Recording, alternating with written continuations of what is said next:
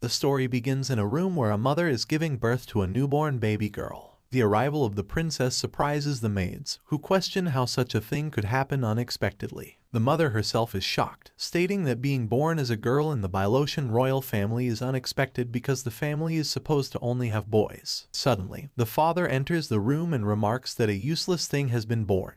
The maid informs him that the newborn bears the mark of Narvidal, and those born with it all die at the age of 21. The father turns away and leaves, expressing his lack of interest. Dude is the epitome of no F's given. The mother weeps and apologizes to her newborn for bringing her into their world. The baby reaches out to her mother, prompting the maid to assume the child wants to be with the empress. Overwhelmed, the empress embraces her child, continuing to cry and apologize. In her thoughts, the baby reassures her mother, promising that once she learns to speak, she will convey that it is okay. Although she may never master swordsmanship, she has a sharp mind. Furthermore, she recalls specific details about the future top candidates in various fields, promising wizards, future magical engineers, and even the names of influential businessmen. This knowledge comes from a novel she read in her past life, revealing that this is another case of reincarnation. The Bylosian family, a royal lineage featured in that novel, upheld a peculiar tradition that valued pure strength, deeming a person's worth solely by their power. This ruthless bloodline considered only strong children as legitimate heirs and had only given birth to boys for 500 years. Consequently, the swordsmanship of the Bylosian royal family was tailored to the magical circuits of men,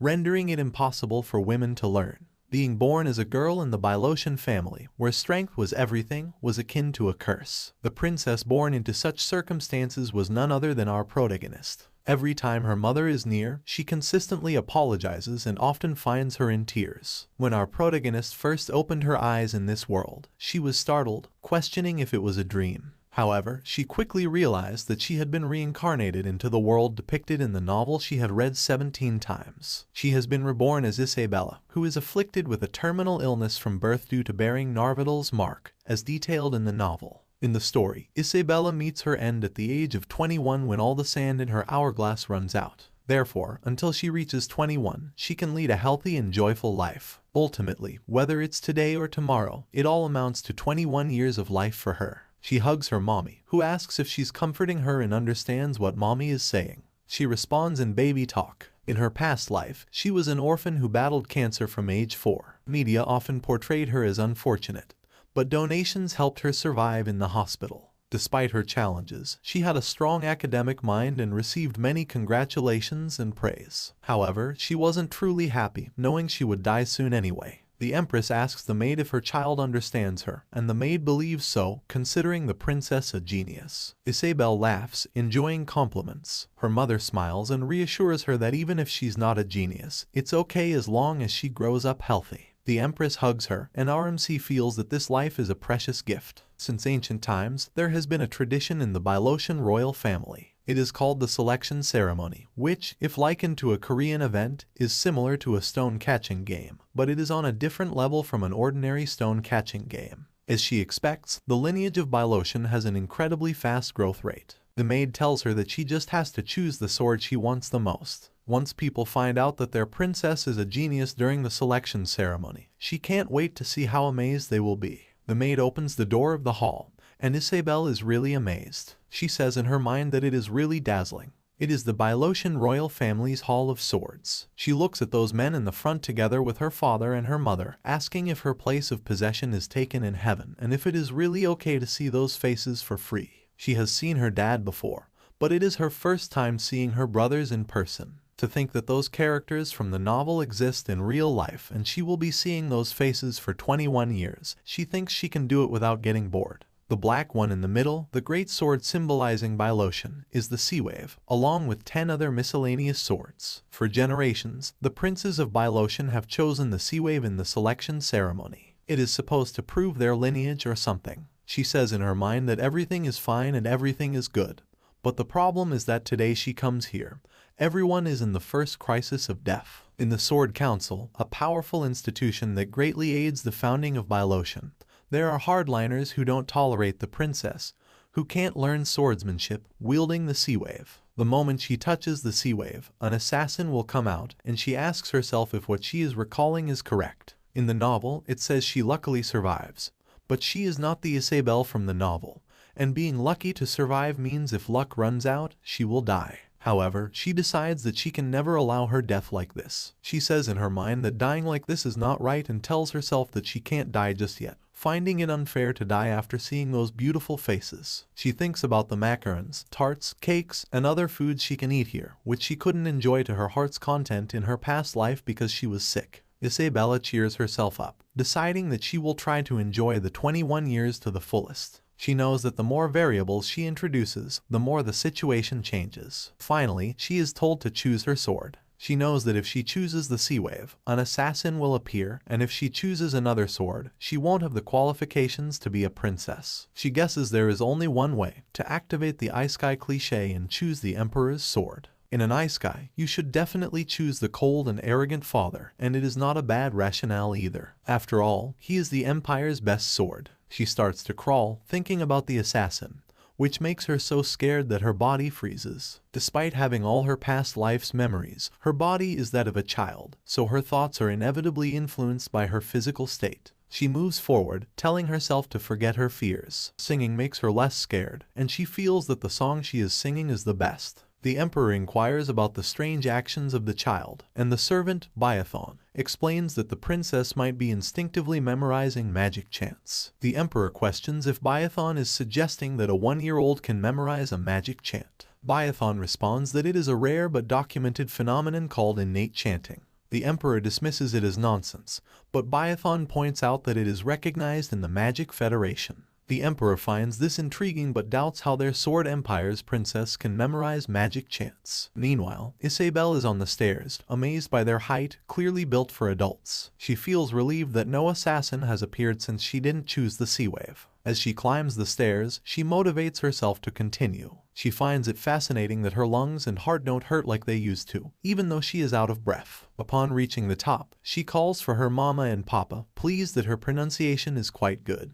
She embraces her father's leg, enjoying its warmth and pleasant scent. Suddenly, her older brother comments on how cute his little sister is and greets Isabelle. Isabelle smiles back at her older brother. The third son steps forward and asks his brother if he isn't cuter, to which the second son replies that he can't compete in cuteness, but Isabelle is cuter than both of them. Isabelle chuckles, unintentionally, but the laughter escapes her. She wonders if her brothers might be a bit dazzling. She turns to glance at the members from Jumramon, who are unable to speak and have missed the timing for the assassin they had planned. She thinks to herself that after the selection ceremony, no member of Jumramon will be able to say anything because they will complete what they started. She isn't the Sea Wave but the Imperial Sword, and she chooses her father. Whatever happens, choosing her father is the essence of a romance novel, and that's her decision. She speaks a word and touches her father, diligently practicing that pronunciation as well. She must ensure it's clear that she chooses her father's sword of her own volition. Biathon tells the Emperor that it seems the princess has selected a sword and asks Isabelle if he's correct. Isabelle nods, and Biathon is impressed, noting that Isabelle can already communicate. Isabelle smiles at him. Biathon inquires why she chose His Majesty,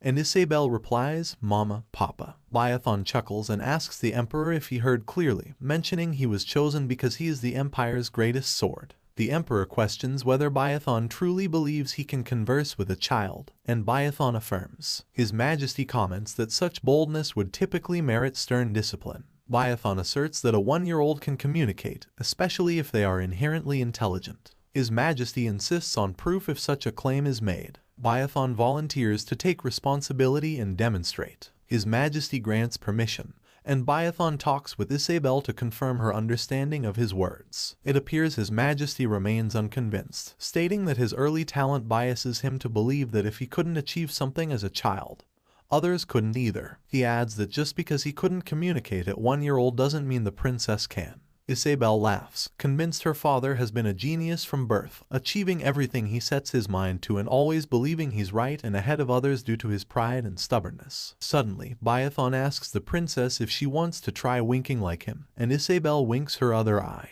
Biathon instructs her to try with the other eye, and Isabelle does so. Her mother and older brother laugh at her. Biathon reports to His Majesty that the princess winked twice and asks if he accepts this as evidence. Isabelle notices her father glaring at her suddenly. He moves, causing her to lose balance, but he catches her just in time. The way her father lifts her is so comical that everyone watches him. Feeling embarrassed, she covers her eyes. Suddenly, her father asks for her name. She responds, Isabelle. He repeats, Isabelle, what is my name? She replies, Rabbi Lotion. He asks if she chose him, and she confirms. He asks once more if she understands all his questions, and Isabelle affirms. He hands Isabelle over to Biathon, stating that the princess has chosen a sword. Biathon is questioned about which sword the princess chose, and he answers, Rabbi Lotion. The emperor announces that the princess has chosen a sword, the swordsmanship empires by Lotion, the ultimate blade. Isabelle indeed selects His Majesty the Emperor. The secretary records it, and the selection ceremony concludes safely that day with everyone applauding.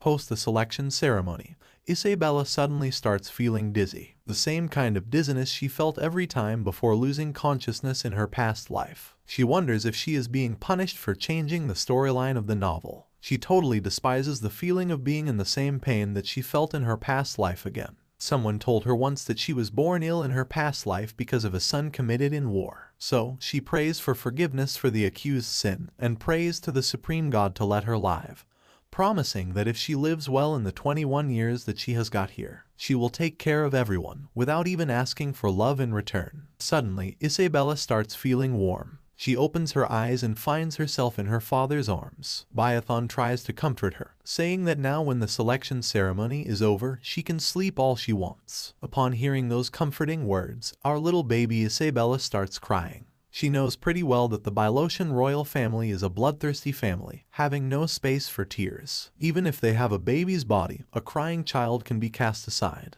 So, she tries to stop her tears. However, despite trying, tears wouldn't stop falling from her eyes. She fears being abandoned because of the portrayed weakness. Biathon takes command of the situation and takes the crying baby from her father's hands. Isabelle stops crying as soon as Biathon holds her. He jokingly comments that maybe he is more comfortable to sleep on. The emperor launches an apt comeback, stating that he is comfortable because he lacks muscles. Anyways, Biathon then escorts the baby princess to get room. Isabella really adores Lord Biathlon. She finds it amusing that the other side of such a kind and meticulous person is a former assassin and sword ghost, calling it a mistake of the author to write his character that way. Then, Biathlon puts the baby girl in her cradle and she falls asleep seamlessly. Such a cutie she is. A few months pass and we get an update of the current life of our protagonist. She sleeps when she is tired, eats when she wakes up, and grows up after eating. This is her current schedule. I just discovered that maybe I am envious towards babies. In the meantime, her vocabulary skills have also grown rapidly. The mom and the nurse always observe her with affectionate eyes and she enjoys their attention.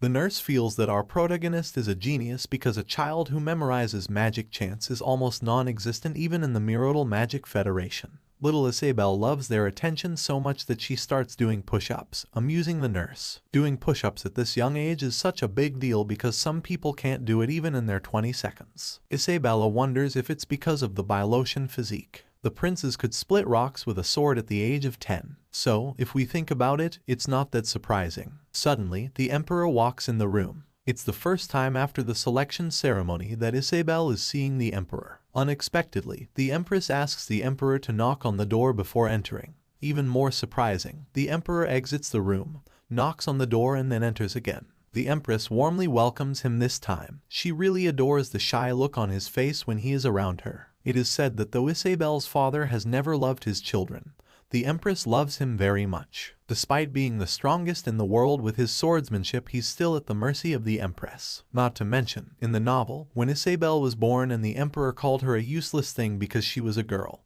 he had to spend the next whole day consoling the mother. Isabelle thinks that even if in the imperial family, being a girl is almost like a curse and she was born with the Narvatal mark, still, it was very hurtful to say to the empress that she gave birth to a useless thing. However, she lets go of the worries, feeling that after all, the empire actually cares about the empress. Even just now, he came looking for her because he missed her. Isabelle knows that her dad was the strongest character in the world, rivaling the male protagonist, and his only weakness is her mom. In the novel, the decisive reason for his defeat by the male protagonist was because of the empress. After her mom died, the emperor stopped eating and drinking. Gradually, he weakened and eventually, he was defeated by the male protagonist, and then, the empire fell into ruin. She then looks at her father, getting weighed down by the weight of her diaper at the same time. Roan asks the empress what the baby is doing and she tells him that Isabella is calling for him. Suddenly their eyes meet, and Isabelle feels like she is being sucked into her dad's eyes. She realizes that in the novel Isabella had the same eye color as her dad and wonders if her eyes are really golden,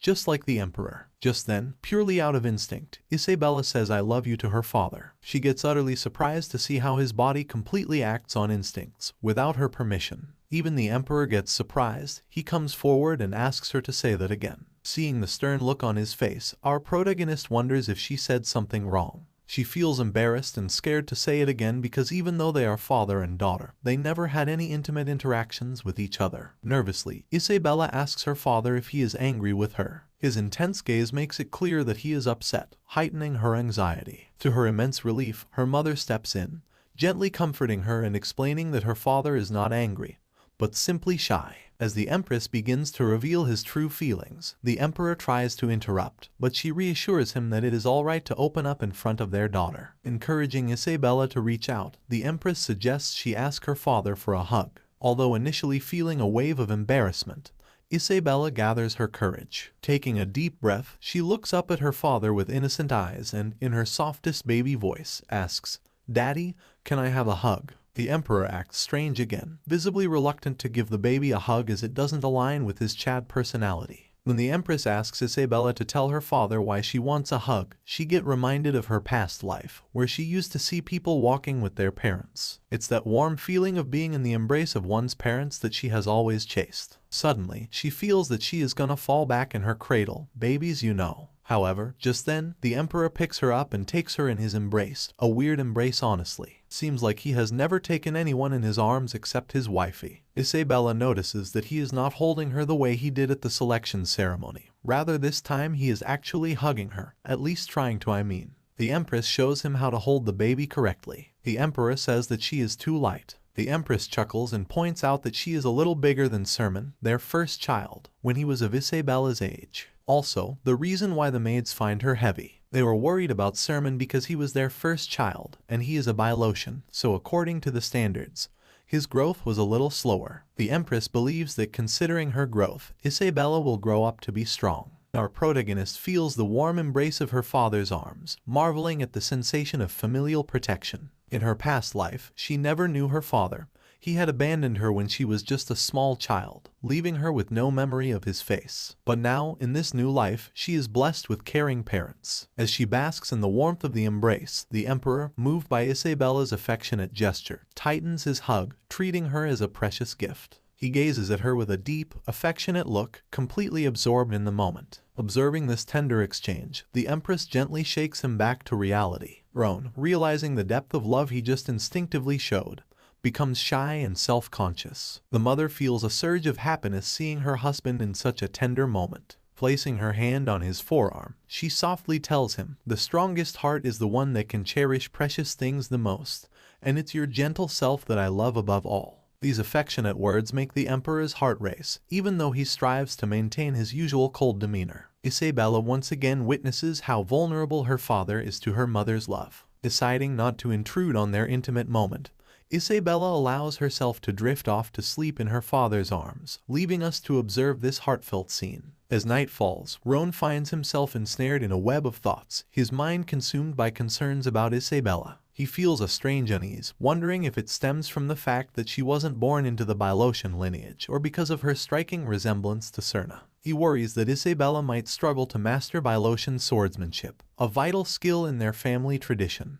In Bilotian society, where strength defines one's worth, he fears she might falter in the succession competition and fall behind in battles against external foes, as many before her have. He grapples with the dilemma of whether it would be fair to label her a Bilotian, a successor, or even royalty, knowing she cannot conform to their marital expectations. Adding to his concerns is the knowledge of her impending death at the age of 21, a fate already predetermined. Despite these swirling uncertainties, Roan reminds himself that fate cannot be altered by dwelling on such thoughts. To calm his restless mind, he wakes Biathon and proposes a duel, which is something usual for them. Time passed quickly and RMC turned. Her previous life was short, but it was rich in experiences. She resolves to use her remaining life wisely. Her growth was somewhat rapid because she is a Bilotian. Maybe, according to the standards of our world, her current build resembles more of a 5-year-old. Her pronunciation is still not perfect, but she is at a level where there's hardly any difficulty in speaking with adults. The maid calls her and tells her that the Empress has come to meet her. Now, she can walk and run well too. Wait, I take back what I said. So yes, she can walk and all, but with occasional stumbling. Fortunately, due to her robust constitution, Isabelle rarely suffers from injuries. One day, she meets with the Empress, and over a cup of tea, they discuss the new development that Biathon will be assigned as Isabelle's teacher starting from today.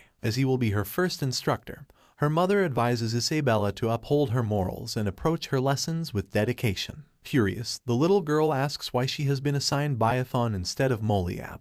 The Empress explains that Moliab no longer works for them. Isabelle finds this puzzling, recalling from the original novel that Moliab is a veteran teacher from a prestigious educational family in Bylotien. For generations, he had taught the Bylotien princes, and according to the novel's storyline, he was supposed to be her teacher. This unexpected change makes Isabelle wonder about the reasons behind Moliab's departure. Isabelle inquires of her mother why they chose Lord Biathon to be her teacher. The Empress responds that she can ask Lord Biathon that question herself. Isabelle is pleased with this arrangement, as she has always enjoyed her time with Lord Biathon. Not only is he a skilled swordsman from a magical family, but he also knows how to use magic, including the flying magic that delights the little girl. When Biathon arrives at the palace, he greets both the Empress and Isabelle warmly. Overjoyed at seeing him, Isabelle quickly jumps from her seat and rushes to greet him. Their reunion is filled with mutual happiness. The Empress, needing to attend to other matters, leaves the hall, asking Biathon to take good care of Isabelle.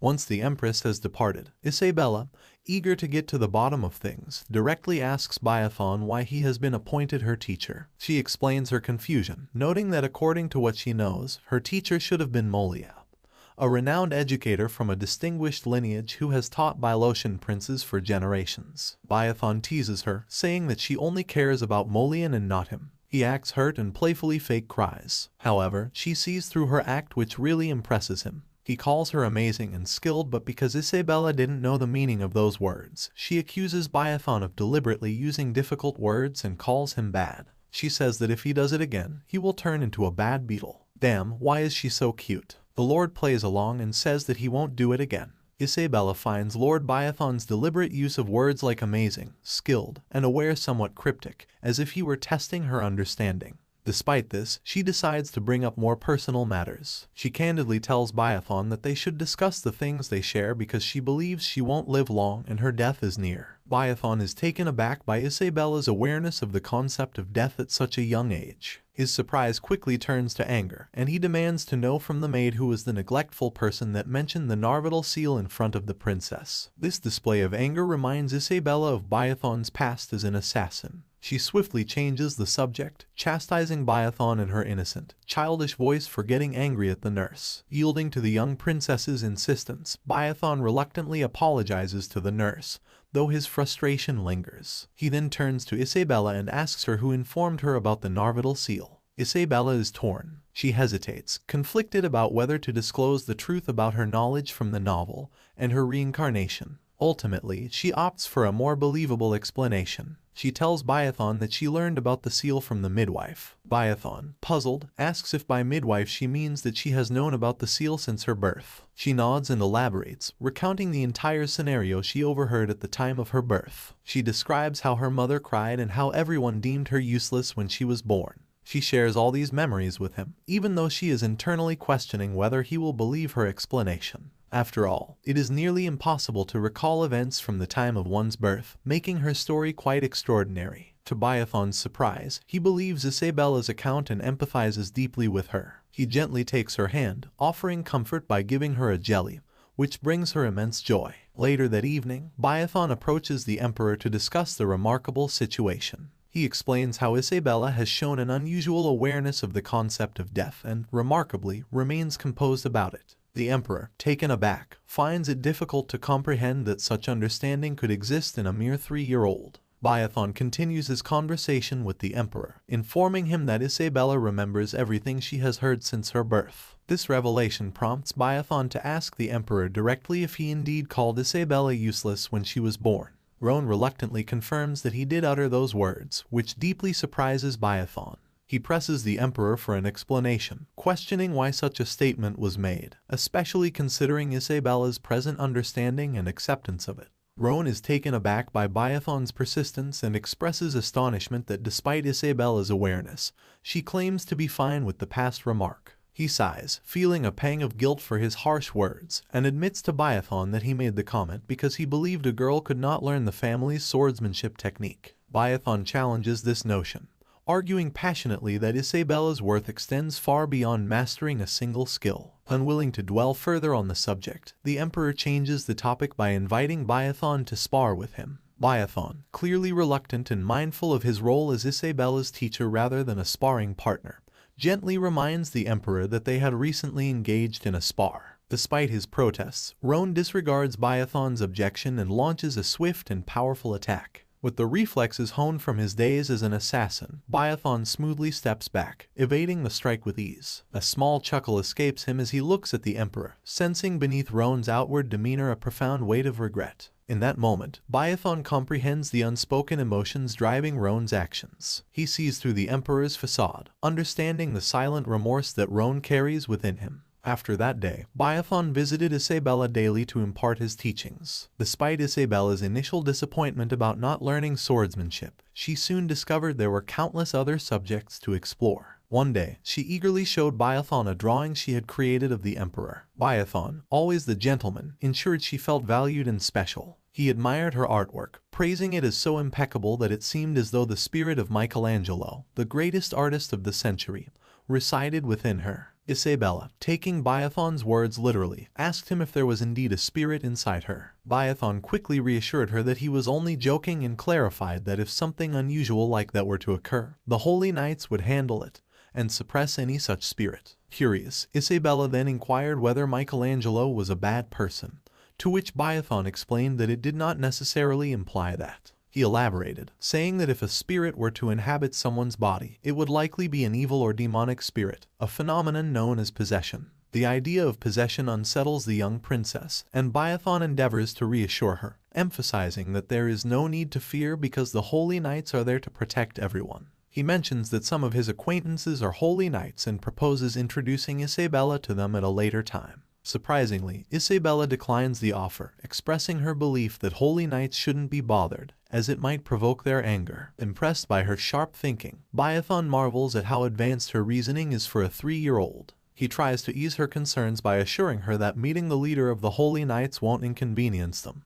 Given his position, he can easily make time to meet with them. Isabella feels anxious about meeting the leader of the holy knights, who deals with exorcising possessed spirits. She prefers not to meet him, not even in her dreams. The conversation shifts, and Isabella reflects on when she started drawing. She remembers that from a young age, she dreamed of becoming a painter. Unaware that she was speaking aloud, Isabella realizes that saying "when I was young" isn't something typically said by a 3-year-old. This realization makes her panic as she struggles to find the right words to explain herself. Fortunately, Biathon doesn't seem to notice her slip. He believes that even children have their own early memories and thinks Isabella has grown a lot. Isabella feels relieved that Biathon doesn't question her statement further. She reflects on how she has matured, navigating her thoughts and feelings about her childhood aspirations. Her cuteness almost makes him faint. The whole idea that she will make friends later makes Biathon jealous. I wonder if this is called pedophilia. His jealous face is so scary that it scares Isabella,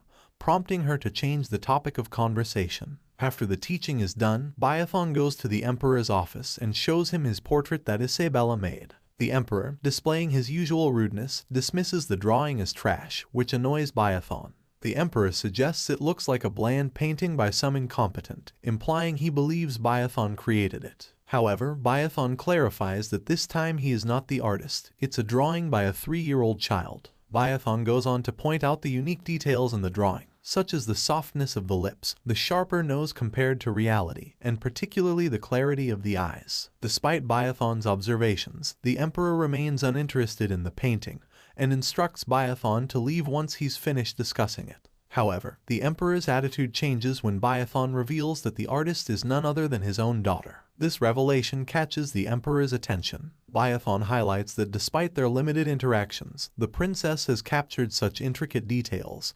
emphasizing her keen observation and deep affection for him. This acknowledgement from Biathon softens the Emperor's demeanor, prompting him to reconsider his initial dismissal of the drawing. The Emperor asks him if he feels jealous because she loves him. Biathon does not even try to hide it, showing how desperate he wants the princess to show him affection. He tells Roan how he even threatened the head chef to dock his pay if he didn't make the jelly that the princess loves, yet he hasn't heard her say even once that she loves him. He says that he is dying of jealousy, but the Emperor slams the table and asks Biathon to quickly cut to the chase, knowing too well that he didn't come to talk about this. Biathon swiftly drops the act and jumps to the point, unsure if the Emperor will believe him or not. He tells him that Princess Isabelle has excellent talent for magical engineering. This revelation leaves the Emperor utterly flabbergasted. Biathon poses a request before the Emperor. He suggests assigning a mage as Isabelle's magic teacher in order for the princess to receive more professional magical education. His suggestion leaves the Emperor confused. Roan clarifies to Biathon that mages are not allowed in the palace and asks him if he has any proof of what he said. Biathon says that although he himself is still skeptical, he has reasons to be confident. He explains just talents in magical engineering are generally divided into 3 categories. First, the ability to understand magic and the affinity with mana that one is born with. This has already been proven in the princess through the birth baptism and mana resonance. Second, the ability to create magical engineering blueprints, including magic circles. Third, basic dexterity and keen observational skills are essential, which has been proven in the drawing. And finally, mathematical talent. For instance, understanding the concept of numbers at 3 years old, and the talent for performing calculations, as portrayed by her accurate jelly counting skills. Given all these various aspects, Biathon suggests to the Emperor that the princess has a natural talent for magical engineering. The Emperor approves the request and assigns Isabelle a magic teacher. After 3 months, Isabelle meets her new magic teacher, Karin, who kinda gives Wednesday vibes, maybe. Anyways, she instantly recognizes her and gets nervous as Karin was the main villainess of the novel. Karin's assignment as her teacher indicates huge problems to Isabelle. She is a first-class mage belonging to the Mirodal Magic Federation. In the original work, she was a terrifying mage with great ambitions, a cunning and intelligent woman who would do anything to achieve her goals. She betrayed her teacher and took his position as Master of Mages, the highest position in the Medical Federation. Moreover, despite obtaining the Mirodal Magic Federation, she wanted to create a massive empire that would dominate the entire continent. In the process, she encounters the male protagonist, Aaron, who becomes the Emperor. Isabelle remembers that no matter how strong her dark magic was, in the end, she couldn't defeat Aaron. The male protagonist defeated her several times, and as a result, she put the Narvatal curse on the heroine. The heroine left her well to Aaron and closed her eyes for eternity. Sadly, Isabelle doesn't remember what happened after that. At that time, in her previous life, everyone was shocked by the heroine's death. However, at that moment, another twist appeared. It turned out that the heroine herself was a dragon. None of the readers expected that the heroine was a dragon. Isabelle further narrates that in this world, dragons are the masters of magic. They are known as the creators of all magic, the only beings capable of nullifying the Narvatal mark. After that incident, the heroine sealed her own memories, yet she remains self-aware of her identity as a dragon. So, in conclusion, the male protagonist is the strongest character in this world. Sitting in front of the villainess with a smile, the little princess knows that it's a tightly woven story that even the strongest female characters can't penetrate. Moreover, there is still another 18 years remaining for this story to start properly. So, it baffles Isabelle that why has the villainess already appeared when even the intro of the original work hasn't started yet. Lost in all these questions, Isabelle's skin turns pale. Karin sees her apparent worried face, asking her if she is alright. Isabelle says she is fine, trying to calm herself down.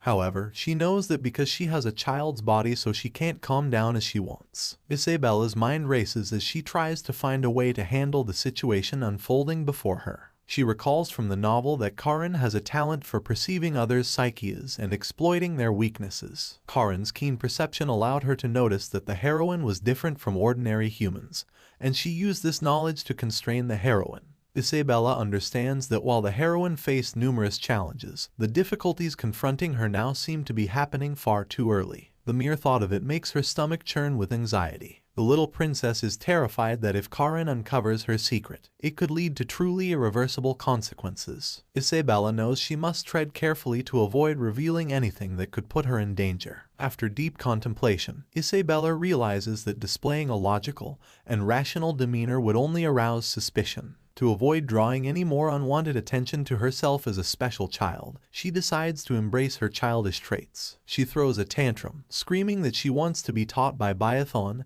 and not Karin. Karin, taken aback, asks Isabelle if she means that she doesn't recognize her as her teacher. Isabelle firmly affirms this, continuing to scream for Biathon. She finds this to be the only way to get rid of Karin. As a part of her act, Isabelle starts rolling on the ground, adamantly demanding that Biathon be brought to her side. Her exaggerated display aims to mask her true nature and keep her secret safe from Karin's perceptive eyes. However, instead of being disturbed by Isabelle's request, Karin's gaze turns cold, sending chills down Isabelle's spine. The sudden shift in Karin's demeanor makes Isabelle realize the gravity of her situation. In that tense moment, she recalls the original story. It was Aaron, the protagonist, who ultimately stopped Karin. However, Aaron's awakening was triggered by severe torture, a brutal ordeal that set him on his quest to become the strongest. Karin becoming Isabelle's teacher is a significant deviation from the original storyline, and it leaves Isabelle anxious about the possible repercussions. She wonders if Aaron will still awaken if she doesn't intervene. Isabelle realizes that even if Aaron does awaken, he won't harbor a grudge against the Empire, meaning he will never attack the Bylothian Imperial Palace. This realization leads her to another troubling thought. If Aaron doesn't become the Emperor, there won't be a protagonist to stop the villainous, as Karin confronts Aaron precisely because he later becomes the Emperor of the Bylothian Kingdom. Isabelle contemplates the implications of this change. If Karin and Aaron no longer have to fight, it might mean that the person who will confront the villainous will come from the Bylothian family instead. This possibility makes her uneasy, as it suggests a dramatic shift in the narrative she knows, potentially placing her or her family in the line of conflict against the villainous. The young princess decides it might be best to leave things as they are. She understands that Karin's ambition to control the world will inevitably lead her to clash with whoever becomes emperor. Isabelle reflects on the original story, where her father and the protagonist were the two strongest individuals. However, her father weakened significantly after losing her mother. She resolves that by ensuring her mother stays safe and living a good life, they can keep the emperor strong and prevent her father from weakening. Isabelle realizes that aside from the protagonist, her father, the Emperor, is the only one capable of defeating the final villainess. However, she also knows that the Emperor will not stand idly by if Karin starts deviating from her path. Isabelle wonders if it might be best to ignore the situation and let things play out. Yet, she is aware that it will be another 20 years before Karin's catastrophic plans come to fruition, and by then, she may no longer be in this world. Isabelle acknowledges that she has been given an additional 21 years as a gift. Despite the seeming brevity of this time, she is determined to leave something positive behind in this world. As she reflects, Karin observes her being lost in thought and comments that it will be challenging to teach her if they don't interact more. Isabelle adopts an understanding demeanor and agrees with Karin's observation. After a prolonged internal dialogue, Isabelle resolves to use this extra life she has been granted to protect her family. She decides that being kind to Karin and winning her over could be a strategic move. This decision brings a sense of calm to Isabelle, as she realizes that focusing on protecting her family helps her control her emotions better. With renewed determination, Isabelle understands that her path may be uncertain, but she is committed to giving her best effort. She decides to approach her interactions with Karin thoughtfully, aiming to build a positive relationship that could potentially influence Karin's actions in the future. The next day, Isabelle takes her first step toward winning over Karin. As Karin enters her room for their usual teaching session, the young princess closes the doors and carefully scans the surroundings to ensure privacy. She then warmly surprises Karin with a peach-flavored jelly, a gesture intended to disarm her. Unbeknownst to Karin, this act of kindness is Isabelle's secret strategy to gradually lower her guard. Over the past few days, Isabelle has meticulously formulated her approach. She understands that winning over the villainous Karin won't happen overnight. Therefore, her plan is to steadily build trust through consistent and genuine acts of kindness. Isabelle relies on her natural charm and cuteness to make this task easier. As the lesson begins, Isabelle eagerly engages Karen, starting with asking her age and then bombarding her with numerous questions about her background and preferences. This line of questioning serves as her second strategy to gather basic information about Karen,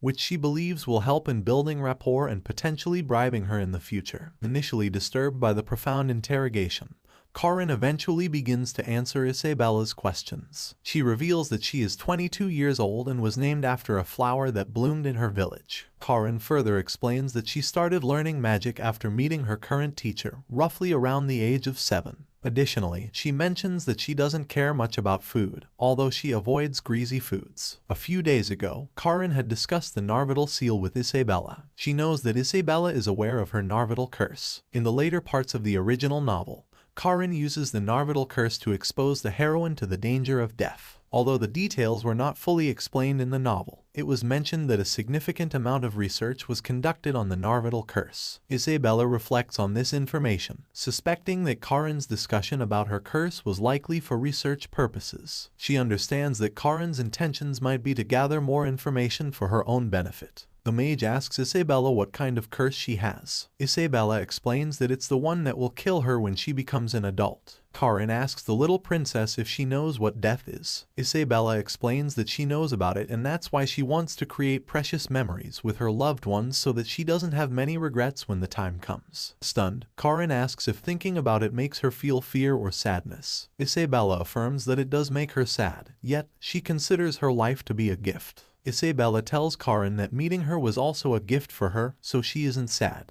Internally, she knows that the reason she said so is that if they had met after 20 years, it would have been more terrifying for her, so she is glad that they met now. Suddenly, she realizes that Karen has been silent for quite a while. When she looks at the mage, she finds her in tears, feeling baffled as to why she is crying. Isabelle asks the teacher the reason behind her tears, but Karen turns her head, saying it is nothing to worry about. Isabelle feels strange, recalling that, according to the novel, this should not be happening. In the novel, Karen is skilled in disguise and acting, and these tears now seem to be evidence of that. Isabelle concludes that Karen is acting and feels that if she has not read the novel, she would be in big trouble. However, the mage breaks her silence. With a sad demeanor, she asks the princess to not be calm when it comes to death and promises to carry this heavy and frightening burden with her. The villainous words touch Isabelle's heart, and she quickly jumps to Karen and hugs her. At least so it seemed. The truth is deep down Isabelle knows that this woman is ultimately a psychopath, and she should not be falling for her words. So, she just hugged her out of embarrassment, feeling fortunate that her real expressions are hidden from Karen. In the novel, Karen ends up taking revenge on Wilhelm and rises to the highest position in the Mirrodal Federation as the Master of Mages. However, not everything went smoothly for her. There were still many of Wilhelm's followers among the mages, and due to the title of traitor for killing her teacher, Karen's dominance was weakened. At that time, Karen had only one option: war. Internal resentment had to be expressed outwardly. Karen expanded her power with her overwhelming magical abilities, gradually gaining acknowledgement from the mages and members of the Magic Federation.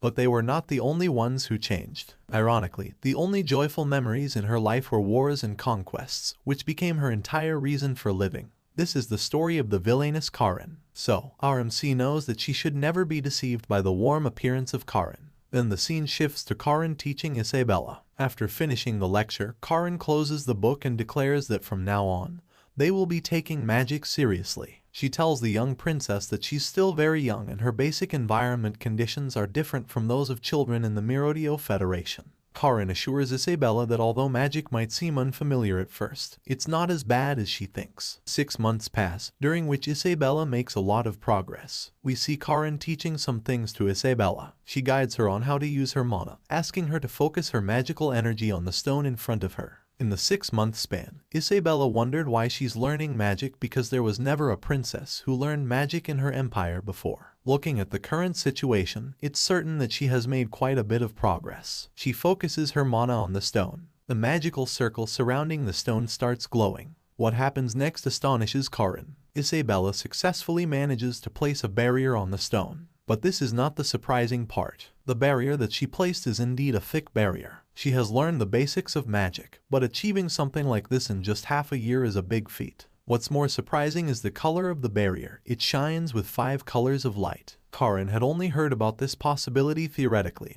and this is the first time she's seen it in reality. The teacher decides to test whether Isabelle did it skillfully or if it was just pure luck. She asks Isabelle to imagine lifting the stone and concentrate on making it float. Isabelle does as told. She concentrates and makes the stone float. Karin is beyond surprised now, knowing that achieving such a level usually takes a year to reach. Finally, the teacher asks her to move the stone while keeping it floating. Isabelle gathers all her energy and tries to move the stone, but this time she fails. She wonders if she lost focus while talking. Anyways, she really enjoyed the process and asks Karin if she can try again. However, the teacher stays silent for a moment and eventually denies her request. We get to know what actually happened a few moments ago. When Isabelle tried to move the stone, the table almost broke. A disaster would have occurred if Karin had not used her shock absorption magic immediately. Karin notices that although Isabelle can't control her power yet, her level of mana is extremely high. She feels that if what she's thinking is right, then the princess might be a child born for magic. Most time passes and before she knew it, Isabelle was already 4 years old.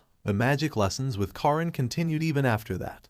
But somehow Karin became stricter and her tone became more rigid. Even during the lectures, whenever Karin mentioned death, Isabelle felt scared. She recalls that even in the novel, Karin used to say such words to warn the prey. The scene shifts to Karin. We see her entering her room and placing blindness and silence spells outside it. But what happens next is unexpected. She grabs her pillow and screams about how cute Isabelle is. Her cuteness has driven her mad. She wonders how the princess could be this cute. Anyways, she regains her composure, trying to calm down, knowing that Biathon is already crazy for her, so she needs to keep her mind straight. Karin contemplates that Biathon is the kind of person who would overlook it even if the princess commits a serious crime. She feels she has to become a stricter person. Exceptional talent at a young age can devour people. We see some flashbacks of her childhood, where a boy named Michael pushed her down for rejecting his proposal. Karin narrates that her childhood was full of hardships. Her parents abandoned her in an orphanage at a young age, and she struggled to adapt there because she was timid.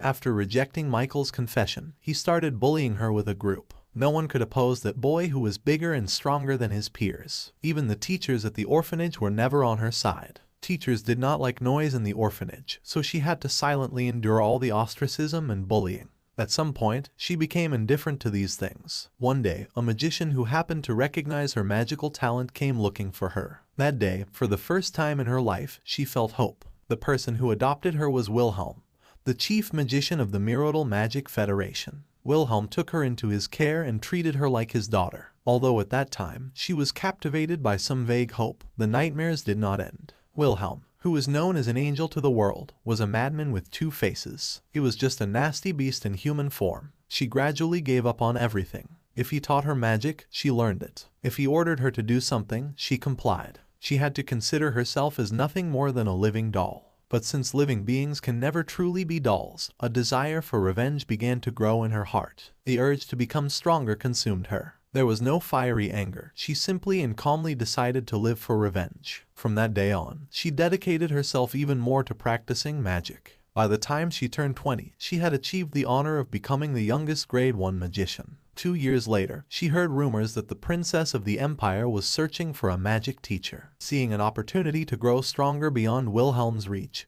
she decided to pursue it. At that time, her interests lay in Narvidal, the god of death. She believed that wielding the power of the gods could enable her to seek revenge on Wilhelm.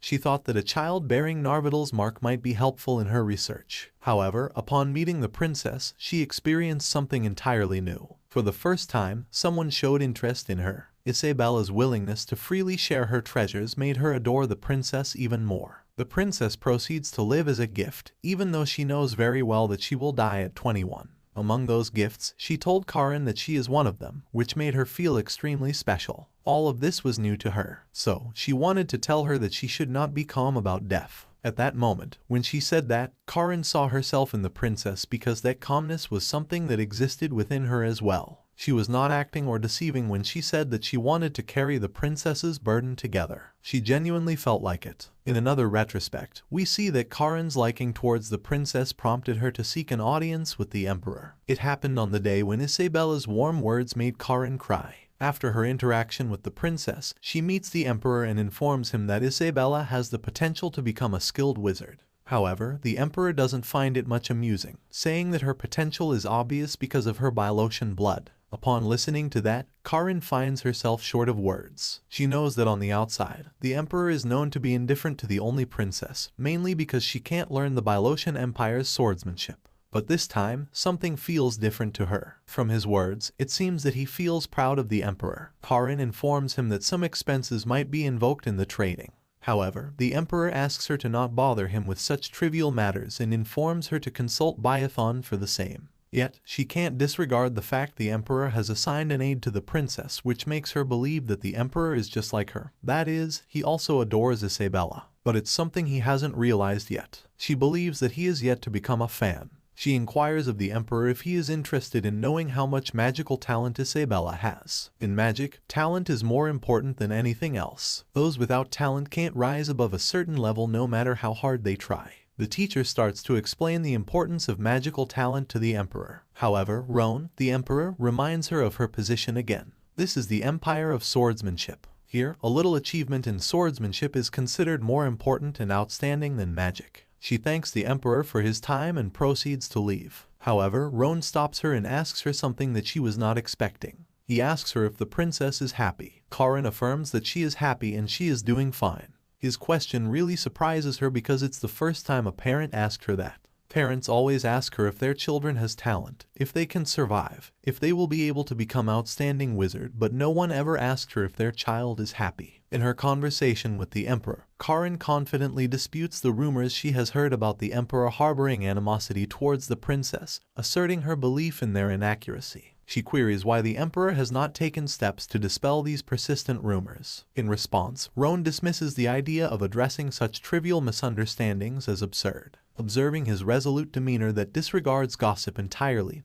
Karin concurs silently. She respectfully bids farewell to the emperor, acknowledging his steadfast indifference towards baseless hearsay before departing. A few days later, envoys from various factions gathered in the imperial capital to celebrate the upcoming emperor's birthday. The city was bustling with countless people flocking in for the event. In the palace, the empress was tying the cape of the emperor, advising him not to show any sign of annoyance, no matter how tiresome the conversations might become, as this was a crucial diplomatic event. "I am sorry, miss, but I guess Mr. Chad is not the type who can control his ruthless aura." She asks him to promise, and he nods cutely. Internally, Emperor Roan finds the event dreadfully boring and would much rather be swinging his sword than attending the celebration. Meanwhile, the ladies at the banquet find him incredibly attractive, gossiping about how they would love to keep his portrait as a family heirloom. Amidst the grand festivities, Isabelle is in the garden, happily plucking flowers. Her nanny rushes to her, only to find that Isabelle has dirtied all her clothes. However, she quells the worries of her nanny when she shows her a shiny flower that she picked from under a tree. Isabelle uses her magic and makes the flower shine even more, which makes both of them very happy. She gives the cute flower to the nanny, which makes her emotional. Isabelle narrates that after her reincarnation,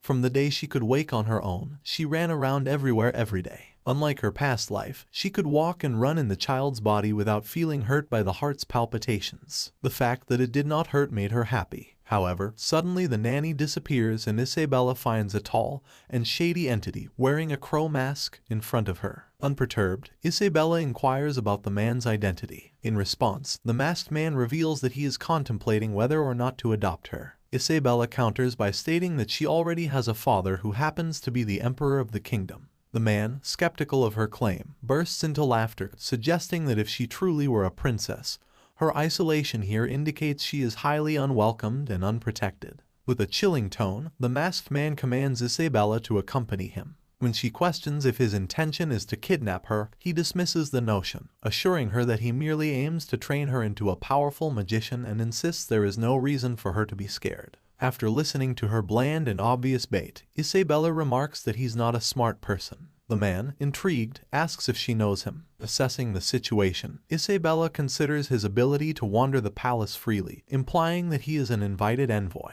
She observes that he is a formidable magician, capable of making the nanny vanish with a mere gesture, and someone who specifically seeks out children with extraordinary magical talent. Drawing from these observations, she deduces that there is only one person who fits all these characteristics: Wilhelm, Karin's stepfather and a renowned magician of the Mirodal Magic Federation. However, the man denies being Wilhelm, thanking Isabelle for mistaking him for such an esteemed magician. Suddenly, Biathon arrives to rescue Isabelle, launching a surprise attack from behind and thrusting his sword into the masked man's chest. He rescues the nanny and quickly takes control of the situation. To his astonishment, the sword does not injure the masked man, revealing to Biathon that he had struck a magical projection rather than a real body. Nonetheless, Biathon holds the sword to the projection's neck, asserting that the man cannot leave without leaving any evidence behind. With a touch of sarcasm, he declares that he will soon locate the real body and befriend him, so they can have a more profound conversation. With that, Biathon slashes the head of the man's projection, resolving the situation for the moment. He then turns to Isabelle, astonished by her calm demeanor despite her young age. He asks if she was scared during the confrontation with the masked man. Isabelle replies that there was no need to be afraid because she knew her teacher, Biathon, would save her. She had faith in him. Moved by her words, Biathon becomes emotional and embraces Isabelle tightly. Even in this warm moment, she playfully teases him, saying he didn't have to say those cool words while swinging his sword so fiercely. Biathon feigns sadness, but Isabelle reassures him that he looked impressive regardless, and hugs him again. Then, Isabelle asks Biathon if the masked man who attempted to kidnap her was Wilhelm. Biathon reassures her that, although the man's identity is currently unknown, he will soon uncover who he is. With that assurance, he summons the knights to ensure Isabelle's safety and resumes his patrol. Afterward, the princess decides to return to her previous activity, playing with flowers. She realizes that one advantage of being in a baby's body is the ability to quickly forget things while playing, including what happened earlier. The princess gathers more flowers and crafts a ring for her father. Yet, the nanny informs her that he is currently occupied with a banquet. Despite this, Isabelle resolves to go to the palace to see her father. When she arrives at the palace, a guard stops her at the entrance, failing to recognize her as the princess. Dude, it's like asking the principal to show their identity card. Heinous. Isabelle, determined to assert her identity, declares that she is the princess of the Bylosian Empire. The guards seem momentarily confused, leading Isabelle to suspect that they might be joking. To her surprise, they instead caution her against pretending to be the princess, warning that such impersonation can result in severe consequences. Isabelle is perplexed by their failure to recognize her, but she also understands that she is not well known. She instructs her nanny to put her down. Raising her voice, she demands that the guards state their name and affiliation. Despite her insistence, the guards continue to ignore her. Persistently, Isabelle questions whether it is customary in Bylosia to disregard the princess when she speaks. She mocks them, pointing out that the knights responsible for palace security at the banquet hall do not even recognize a member of the royal family. She reminds them that, if they do not recognize her face, they should follow the proper protocol of reporting to their superior to verify her identity, hoping that this will convince them she is indeed the princess. Meanwhile, at the banquet, the scene shifts to Wilhelm, the celebrated rising star of the Mirodal Magical Federation. Aware that many eyes are on him, Wilhelm understands that every action he takes will influence his reputation, prompting him to choose his words with great care. He steps forward to present himself to the Empress and the Emperor, offering them a special item. This item, crafted by the founding mage of the Magic Federation, has been personally infused with mana by the mage. To Wilhelm's surprise, the Emperor remains silent, showing no reaction. Sensing the awkwardness, the Empress leans over and whispers to Roan, instructing him to thank Wilhelm on their behalf. The Mirodal Magical Federation and the Bylosian Sword Empire are the two dominant powers dividing the continent, and Wilhelm is a prominent figure within the Magic Federation. The Emperor's lack of response could be seen as a serious diplomatic misstep, risking a significant disgrace between the two powerful entities. Roan possesses exceptional hearing skills, allowing him to overhear the commotion between the princess and the guards. He listens to the logical arguments presented by the princess, which increases his respect for her. Observing the Emperor's distraction, the Empress steps in to thank Wilhelm for the gift on the Emperor's behalf. Suddenly, Roan stands up and commands the guards to allow the princess to enter the banquet. Realizing their mistake, the guards finally acknowledge that Isabelle is indeed the real princess, and apologize profusely for their ignorance. Isabelle, feeling elated on this happy day, forgives them instantly. However, the guards, eager to make amends and avoid any potential repercussions, continue to apologize and try to appease her. With a charming smile, Isabelle tells them she will overlook the incident if they buy her some jelly or maybe ice cream, charming them with her irresistible elegance and overwhelming cuteness. The guards lead her to the banquet hall where she is reunited with her parents, the Emperor and Empress. She informs the Emperor that she has a gift prepared for him. Meanwhile, murmurs ripple through the guests at the banquet upon seeing the princess covered in dirt. They find it difficult to believe she is the princess, noting the stark contrast between her and the elegant empress. Some speculate aloud, suggesting perhaps the rumors are true about the princess being like a child abandoned by the palace. Roan hears these comments and fixes a piercing gaze on the gossipers, silently communicating his displeasure. The emperor shifts his focus back to Isabelle, who eagerly shows him the adorable ring she crafted from flowers. Isabelle seeks permission to approach and personally give him the ring. However, the emperor instructs her to remain where she is. Instead, he descends to her level, bending down to closely examine the handmade gift from his daughter. "Oh my, Mr. Chad has a soft corner too." Gently patting her head, he remarks with a smile that she has gotten herself messy in the process of making it. Isabelle feels a wave of happiness from the warm touch of her father's large hands. Aware of her limited time left to live, she decides to fully embrace her emotions and express her feelings honestly in the present moment. She carefully places the ring on his finger, her smile brightening as she takes comfort in her father's presence. The emperor, moved by the gesture, tells her with a touch of emotion that he gratefully accepts her gift. Later that night, the empress approached Roan and informed him that his behavior during the banquet had caused quite a stir. She smiled as she recounted how the emperor, who had maintained a stern demeanor throughout the event, unexpectedly smiled when his daughter entered the room. Roan disputed this, but the empress smiled again, insisting that she had witnessed it firsthand. Furthermore, she noted how he had praised the flower ring, which interfered with the swordsman's mana flow, as the finest gift of the evening. This left Roan pondering whether he harbored care for the princess. Cerna notified Roan that due to his birthday celebrations, they had missed out on attending to important diplomatic affairs. As a result, they would now be occupied with numerous tasks, and wouldn't have the opportunity to visit the young princess for several months. The emperor's reaction was immediate. He flinched briefly, and then took hold of the empress's hand. With a tender gesture, he kissed her hand before retiring for the night, fully aware that his demanding schedule would soon draw him away from these personal moments. A few days later, the emperor visited Isabelle, and upon seeing him, the princess rushed to him with the joy of a long-awaited reunion. The emperor affectionately mentioned they had just met the day before, but Isabelle expressed disappointment, noting how rarely he visited her room. With a hint of regret, the emperor explained that both he and the empress would be occupied with work for some time, meaning they wouldn't be able to visit her. Isabelle's face fell, saddened by the news, and she anxiously inquired when they would return to see her again. Roan reassured Isabelle that they would return before her birthday. The princess, in her innocence, counted on her fingers and realized there were still 8 long months until then, meaning she wouldn't see them for that entire time. Despite this, she expressed her longing, telling him how much she would miss him. Roan smiled gently and teasingly asked if she truly wanted to see him that badly. Isabelle's reaction was pure and spontaneous. She started jumping and stretching her little arms, affirming with all her heart that she would miss him terribly and eagerly awaited his return. Seeing her deep affection, the emperor was moved. He initially opened his arms to hug her but hesitated and instead gently patted her head, assuring her that he would do his best to return quickly, especially for her sake. Before leaving, the father's heart melted as he sweetly kissed Isabelle's head, a tender gesture that finally revealed his deep affection for her. After leaving Isabelle, Roan walks towards the carriage with Biathon beside him, unable to resist asking what the princess said to him. The emperor shares Isabelle's heartfelt plea for his quick return, mentioning how much she will miss him. Biathon, feeling a pang of jealousy, internally laments that she didn't express such sentiments to him. The realization that he is losing in the competition for Isabelle's affection to the emperor weighs heavily on Biathon. Roan's casual remark that he never saw Biathon as a rival further wounds his pride. Frustrated and needing an outlet for his emotions, Biathon resolves to channel his anger towards someone else. He fixates on Wilhelm, the person suspected of trying to kidnap the princess in the palace courtyard.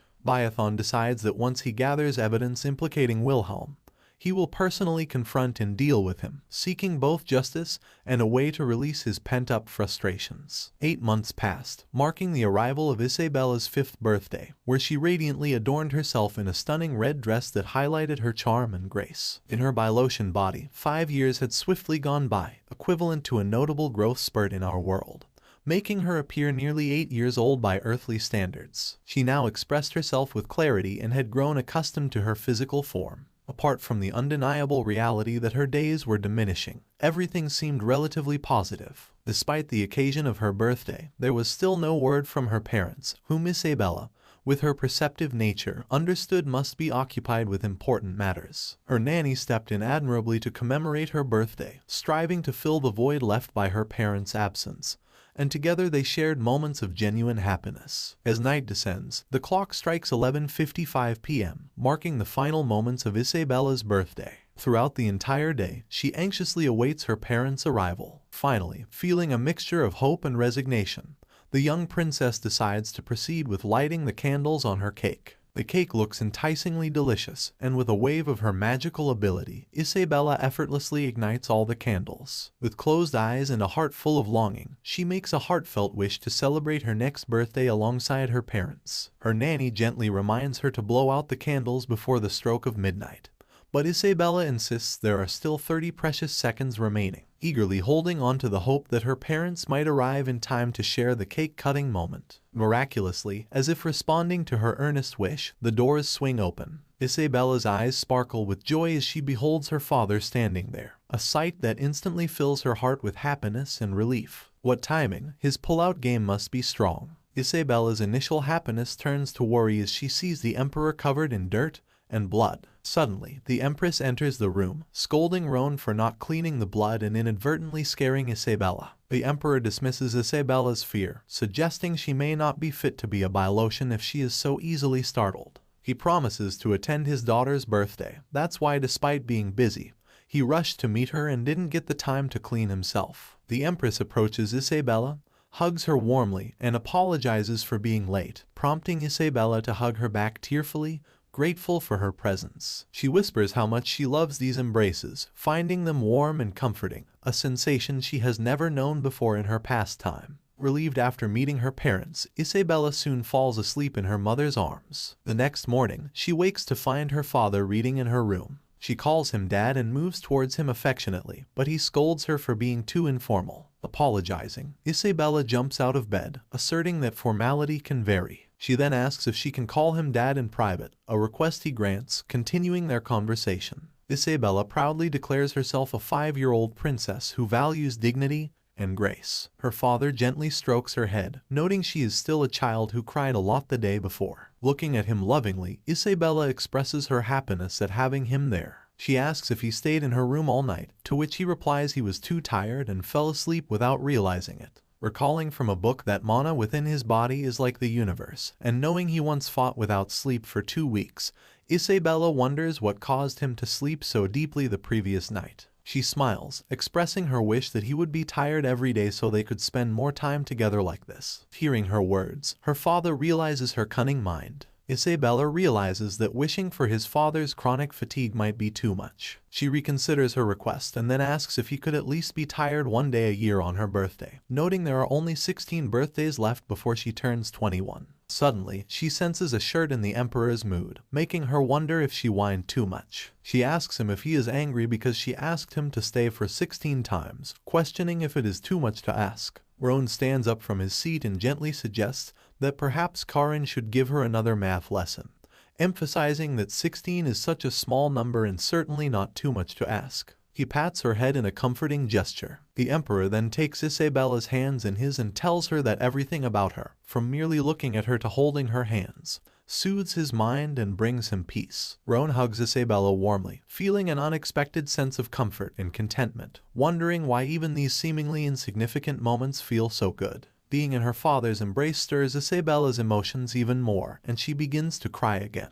After she calms down, she asks her father about her mother. He explains that her mother had to leave early in the morning for a financial meeting with Duke Rothschild. Noticing that the emperor is dressed for travel, Isabelle asks if he is also going somewhere. The emperor informs her that they are heading to the Arena Palace because today is the day she will move there, and he will be escorting her. The Arena Palace is the residence for the young members of the imperial family. Isabelle feels a surge of happiness knowing that her father will be accompanying her to her new home. In their tradition, young royals stay in a detached palace until they turn 5, after which they move to the Arena Palace to live and grow. The arena palace is typically viewed as the beginning of one's political life. However, Isabella's primary focus is on meeting her brothers. She still vividly recalls their graceful appearances during the selection ceremony. Currently, only the third prince, Michael, resides in the palace. The other princes are away, engaged in their respective duties and successor training. In a historic moment, for the first time in 500 years of Bylosian history, Isabelle, a girl, is heading to the arena palace, escorted by the emperor himself. At last, they arrive at the arena palace. Upon their arrival, they are greeted by Delsa, the chief steward of the palace, who warmly welcomes them and remarks that it has been a long time since their last meeting. Delsa inquires if the emperor personally escorted the princess to the palace, to which Roan responds with a nod. Isabelle, demonstrating her grace, bows and introduces herself to Delsa. However, Delsa quickly interjects, gently advising her not to bow before her, reminding Isabelle that as a princess, she should not bow before a steward. Isabelle clarifies that her bow was not due to Delsa's position as the chief steward, but because she had saved her father 10 years ago on the Hill of the Sick. Delsa is surprised that Isabelle knows about this incident. Back then, Delsa had heroically thrown herself into battle to save the emperor during a crisis, slaying 37 enemies and earning the Silver Star Medal. However, she had declined the medal ceremony to honor her father. This is why Isabelle bowed to her, simply giving Delsa the respect she rightfully deserves. Delsa was an exceptional swordswoman who commanded one of the strongest sword brigades, the Black Whale. After saving Isabelle's father, she sustained serious injuries and transitioned to the role of chief steward. Delsa modestly downplays her past heroics, saying that it happened a long time ago, and there is no need for such respect. However, Isabelle wisely counters that honor does not diminish with time and, as a princess, she wants to acknowledge and honor Delsa's dedication. Delsa is taken aback by Isabelle's wisdom and grace, realizing that the foolish rumors she had heard about the princess were indeed false. The chief steward, Delsa, notes that Isabelle is unusually precocious for a 5-year-old and exudes an exceptionally regal demeanor. After this interaction, the emperor informs them that he must attend a national meeting and entrusts Delsa with the care of his daughter. As he departs, Delsa contemplates the unusualness of the emperor's behavior. It is unlike him to personally escort someone to the palace and to refer to Isabelle as daughter rather than princess. Delsa worries that this uncharacteristic display of affection could become a vulnerability for his majesty. As the scene unfolds, another charming character makes his entrance, the third prince, Michael Bylosian. He dramatically jumps down from the upper floor, exclaiming that his competitor has finally arrived. Delsa has told him many times to not jump from the upper floor, but he doesn't comply with her. She explains that it's against the dignity of a prince, but he highlights that Sir Lancer said that as long as he is good with a sword, nothing else matters. Sir Lancer is the husband of the chief steward, Delsa, and one of the prince's sword instructors. Upon inspection, Isabelle realizes that Michiel looks no different from her. His height is just a few centimeters more than hers. Bylosian's body grows quickly, so at 9 years old, he should look like he is in his early teens. She wonders if his mind is too childlike for his body to keep up. She initiates the conversation with her brother by saying that he is looking cute as always. Michael gazes at Isabelle with curiosity and asks if she recognizes him. Isabelle responds affirmatively, recalling their meeting at the selection ceremony. Michael chuckles in amusement, surprised that she remembers. Isabelle goes on to mention a specific moment from the ceremony, when Michael asked his brother if he was cuter than her. Michael is incredulous, accusing Isabelle of lying and challenging her to prove it. Isabelle confidently turns the tables, asserting that it's Michael who doesn't recall the event. This catches Michael off guard, prompting him to ask how she knows. Isabelle explains that she could tell from his expression that he had no recollection of the incident. Isabelle shifts the conversation, asking Michael about his strength, as she had heard about it. Michael confidently responds, saying it's obvious that he's strong. Isabelle then shares a surprising insight with him, mentioning that strong individuals often have difficulty remembering their past,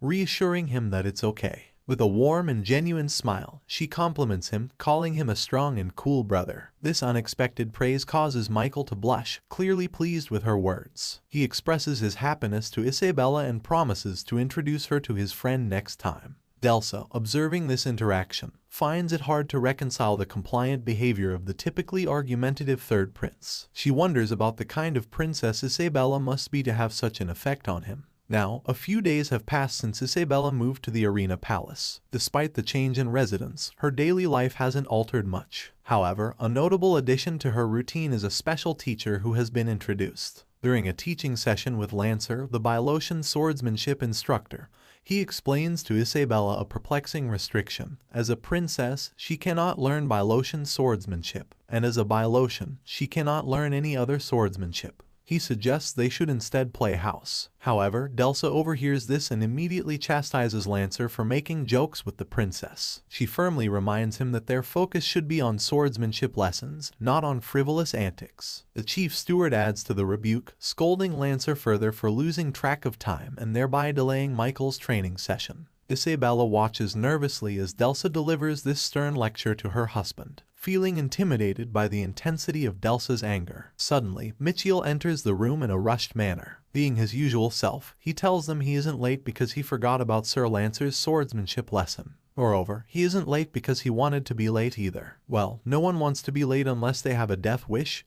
Peanuts. Pointing towards a strange animal sitting on his shoulder, Michiel explains that he got late because this little guy kept bothering him. So, he couldn't help but be late for the lesson. The third prince introduces Isabelle to that animal, resembling a honey badger, telling her that he is the friend that he was talking about earlier. He explains that this little guy fearlessly took on a lion and even won. Isabelle looks at the animal and realizes that she has seen it before in a documentary in her previous life, claiming that this honey badger sort of thing would change her life. Who is this strange animal? Or should I ask what this strange animal is and how will he affect Isabelle's life? Stay tuned to know in the next part.